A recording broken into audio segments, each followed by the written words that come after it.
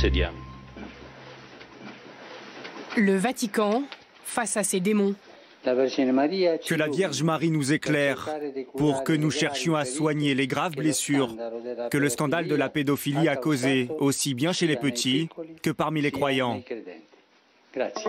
Ouverture ce matin d'un sommet de 4 jours, très attendu par les victimes venues du monde entier. Nous sommes les survivants, nous venons du Canada, d'Équateur, d'Inde, de Nouvelle-Zélande, d'Allemagne, des États-Unis. Réunis dès hier à Rome pour faire pression sur le Vatican. Nous avons fait tout ce chemin jusqu'à Rome pour être entendus. Ce que nous voulons, c'est la tolérance zéro. La tolérance zéro pour les abus sexuels, mais aussi la tolérance zéro pour ceux qui couvrent ces abus. Vraiment, rien n'a bougé. On voit bien que le Vatican, la curie romaine, n'a pas envie de faire quoi que ce soit de concret pour protéger ses enfants. Une première rencontre a été organisée entre des victimes et des hauts responsables du Vatican. Olivier Savignac y était, lui-même victime d'un prêtre pédophile. Il s'interroge sur les mesures concrètes qui seront mises en place. Ce qu'on demande, c'est la levée pure et simple de la prescription. Pourquoi? Parce qu'aux yeux de Dieu, en tout cas c'est ce que l'Église dit, aux yeux de Dieu, le crime reste le même qu'il ait été commis il y a 100 ans ou qu'il ait été commis aujourd'hui.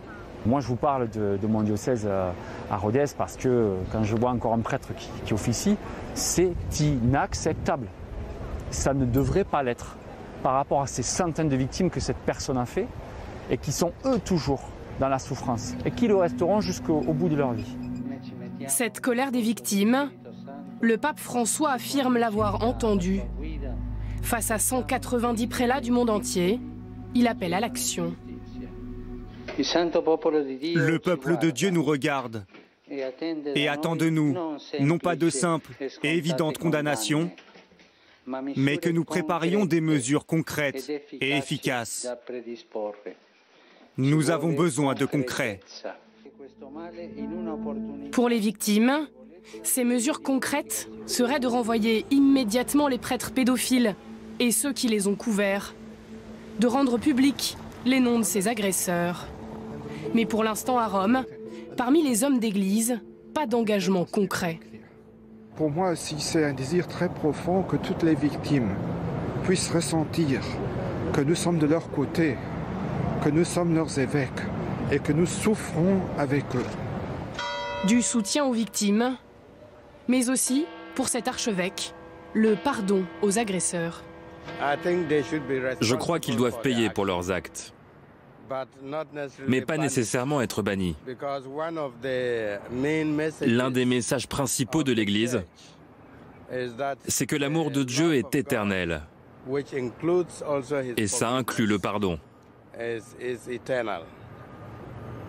Quand une personne s'excuse pour ses actes, Dieu le voit. Il pardonne et son fils retrouve la dignité. Ce sommet sur la pédophilie s'achèvera dimanche par un nouveau discours du pape. Aucun engagement formel ne devrait être signé cette semaine.